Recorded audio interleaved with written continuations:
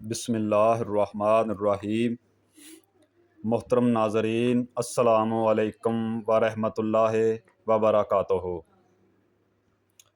اللہم صلی علی سیدنا و مولانا محمد و علی آل سیدنا و مولانا محمد و بارک وسلم۔ سوال نمبر 5، نجاست حکیمیہ کسے کہتے ہیں اور اس کے پاک کرنے کا کیا طریقہ ہے؟ جواب: وہ نجاست جو ظاہر میں نظر نہ آئے لیکن شریعت نے اس سے پاک ہونے کا حکم دیا ہو، جیسے حدیث اصغر ہے جن امور سے وضو لازم ہوتا ہے، اور حدیث اکبر جن امور سے غسل فرض ہوتا ہے، کو نجاست حکیمیہ کہتے ہیں۔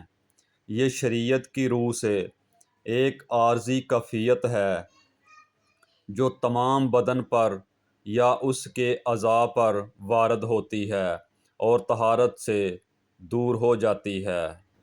اچھی ویڈیو کو لائک، شیئر، سبسکرائب کرنا صدقہ جاریہ ہے۔